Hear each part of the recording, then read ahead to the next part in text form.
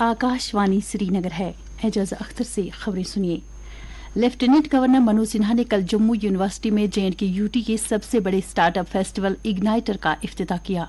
इस mega event का इनकाद Jammu university ने J&K startup association, J&K bank, J&K rural livelihood mission, mission youth, सियाहत, science और टेक्नोलॉजी के महकमों और हुनर की तरक्की के इश्तिराक से किया था।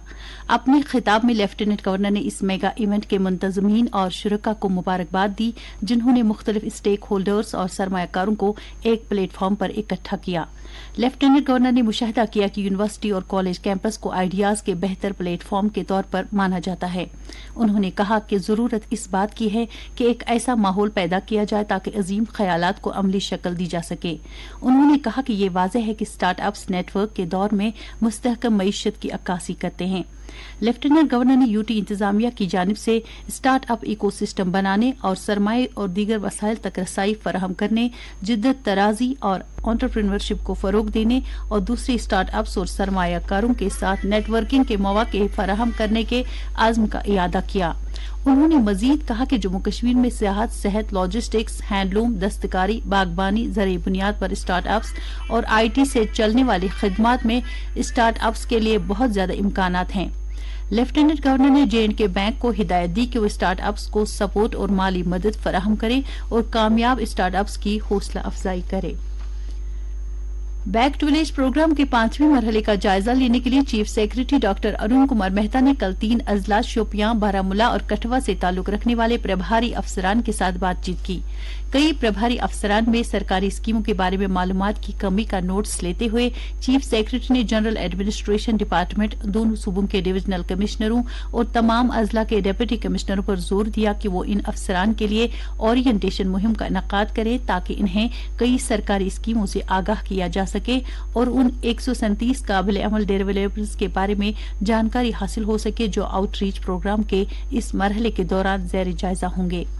चीफ सेक्रेटरी ने तमाम स्टेक होल्डर्स बशमूल प्रभारी अफसरान, PRIs, डिविजनल और जिले इंतजामिया और तमाम लाइन महकमों के दरमियान तालमेल बढ़ाने की जरूरत पर जोर दिया ताकि बैक टू विलेज प्रोग्राम के इस 5वें मरहले को पिछले मराहल की निस्बत ज्यादा कामयाब बनाया जा सके।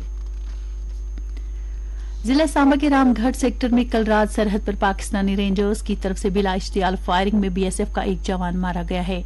BSF की तरफ से जारी किए गए एक बयान में कहा गया कि पाकिस्तानी रेंजर्स ने रामगढ़ सेक्टर में नारायणपुर चौकी को निशाना बनाकर अंधाधुंध गोलियां चलाई। भारतीय फौज ने भी जवाबी कार्रवाई की, ताहम गोलियों के तबादले में BSF का एक जवान शदीद जख्मी हुआ जो बाद में मिलिट्री अस्पताल जम्मू में जख्मों की ताब न लाकर चल बसा।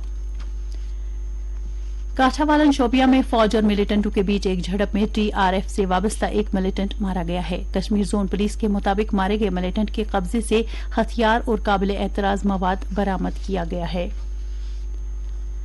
ट्रांसपोर्ट और शहराओं के मरकजी वजीर नितिन गडकरी ने कहा है कि जम्मू कश्मीर में कौमी शाहरा NH 244 के चिनानी सुद महादेव हिस्से की तवसी और इजाफे का काम शुरू किया गया है।